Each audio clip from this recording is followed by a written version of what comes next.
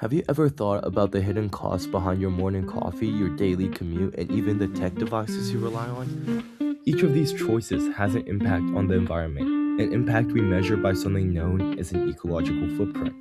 Essentially, it's the accounting of all the resources we consume and the waste we produce, all tied to our lifestyle. Recently, I discovered my personal Earth Overshoot Day is February 21st. That means by that date, I've already depleted my share of the planet's resources for the entire year. If everyone else matched my lifestyle, we need 7 Earths just to keep pace. That number might sound far-fetched, but it highlights how quickly I burn through nature's annual budget. But what exactly makes up an ecological footprint? It's a way of calculating the biologically productive land and sea areas needed to supply my food, timber, energy, and space for infrastructure, plus the capacity to absorb my waste. We measure that demand in global hectares, GHA, where each hectare represents a section of productive land or ocean. Right now, my total ecological footprint is 11.5 global hectares. If you can imagine 11.5 football fields of actively producing land and water set aside to sustain just me, you begin to see how huge that is. When we overshoot Earth's capacity, we're effectively borrowing from natural systems at an unsustainable rate, depleting forests faster than they can regrow, and overfishing beyond a point of recovery. A major component of the ecological footprint is the carbon footprint, which measures how much greenhouse gas I emit, mostly carbon dioxide CO2, through daily activities. Whether it's charging my devices, going to school, or purchasing that traveled good across the planet, almost everything we do causes some level of emissions. My personal carbon output comes out to around 17.8 tons of CO2 each year, which makes up a hefty 54% of my overall ecological footprint.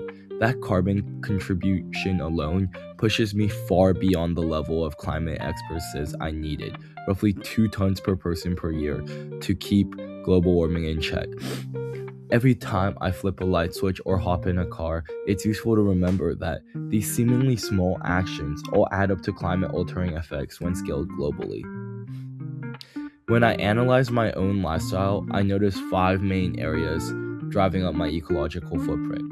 Food. My dietary choices have a large impact, especially if I eat a lot of meat or dairy, which I do. Transporting, packaging, and cooling food also burns energy.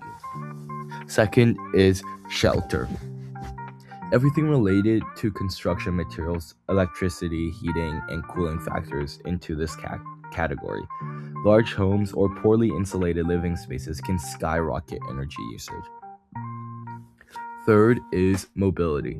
Whether I go in my own personal vehicle or use public transportation or take regular flights, these travel habits directly shape my carbon output. The type of car, driving distance, and flight frequency all make a difference.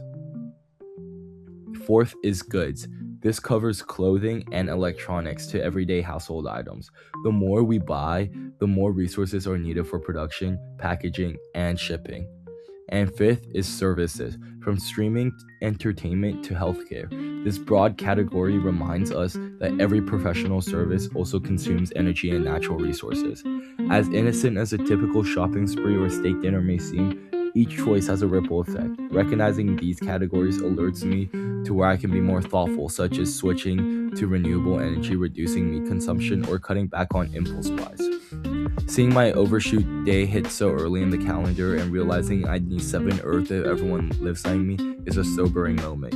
Still, there's hope. We don't have to completely overhaul our entire lives overnight. Instead, we can begin making small, consistent changes that add up over time. Number 1, diet modification. Moving towards a more plant-based meal, cutting down more portion sizes, and eating less red meat.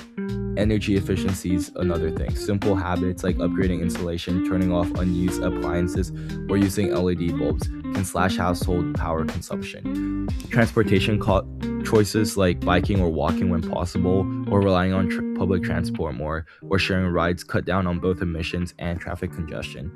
Conscious consumption like repairing items before replacing them, or swapping clothes and resisting the lure of fast fashion is also a way to keep resources in the ground. And overall, moving Earth overshoot day further in the calendar is possible. It starts with each of us acknowledging how our daily lives decisions connect back to the planet's capacity to sustain life. Even if progress comes in small steps, those steps accumulate. If we respect nature's limit and reimagine what it means to live well, we can help ensure a livable world, not just for ourselves, but for our future generations and children.